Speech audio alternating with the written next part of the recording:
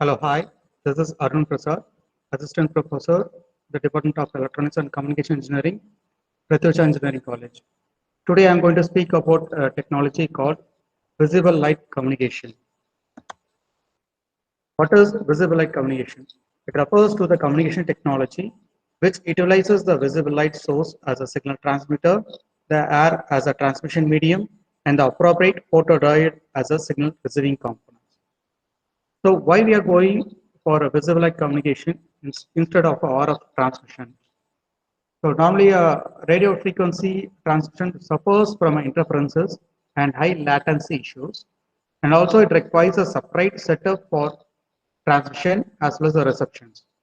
So to overcome these limitations, so visible light communication is preferred because of its high bandwidth, and it mainly operate under the concept of transmissions of data via light rays to send and receive the messages in the given distances.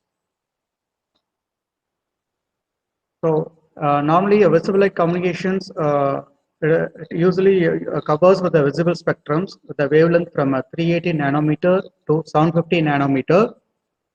It uh, it uses the frequency range from 400 to 800 terahertz, and this is what are different wavelengths for different LEDs.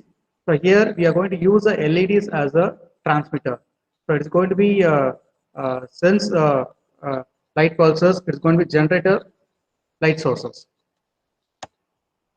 So this is an visible light spectrums. So the human can able to visible these light sources. So it's the wavelength from a 380 nanometer to 750 nanometer. So this is an history of an VLC. So in the year 1880, Graham Bell has invented a photophone.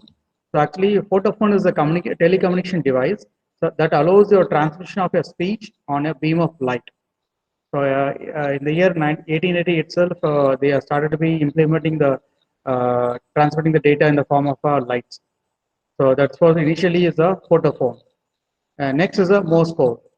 So Morse code is commonly transmitted as a visual signal using a flashing lights or a reflections.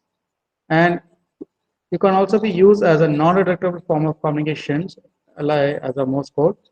You can use a tapping of fingers or even a blinking of eyes. Okay, this also can be initially in the we are started to be using this transmitting the data through light sources. And how it works. So here you can see here. So this is a block diagram of visible light communications. So first the data is obtained from the user and it is converted into the bits, then modulated by a modulator. So here we are going to use a pulse position modulator. So after modulating the given signals, so we are then converting into an light sources or light pulses via LED. Okay. So after converting to an light sources, so we are transmitting through an hair medium. So now it is detected by your or it has been sensed by your photo detector. So your light pulses is obtained from the light source is sensed by the photo detector. The sensed pulse is demodulated and the bits are again identified back. So yes, you can see in the block diagram, the first data it has been obtained from the user and it has been modulated and it will be converted into light sources by an LED and it has been passed to an hair medium. Next, it has been the light sources have been detected by a photo detector. So again, it will be given back to the modulator for demodulating the informations. So the changes in your amplitude will be taken as a demodulator, and the back will be the data has been taken back. So this is the way your visible light communication used for transmission of the data. So here we have an high speed of the transmissions, and also the main advantages of using invisible light communication is that it is nothing but it's a high bandwidth.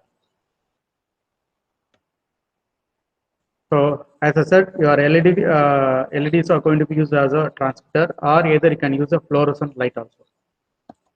And photodiode for detecting the light sources. Visible Light Communication Consortium, so which is mainly comprised of a Japanese technology companies, was founded in the November 2003.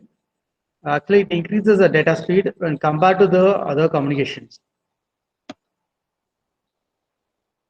So this is a VLC characteristics. So even safety, high data rate, bandwidth, security, visibility, and unlicensed spectrum. So these are characteristics of an visible light communication. So actually, it is an actual scenario of visible light communications.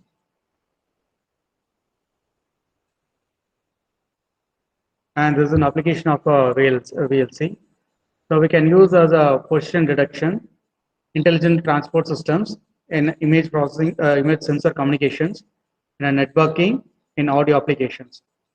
So VLC plays a major role actually.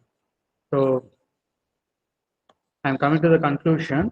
So if you want to speak regarding a VLC, we require more hours for that. We can need and more hours for not to understand the technology. So I'm coming to the conclusion. So LED can be used not only for lighting the homes, but also means for wireless in-house communications.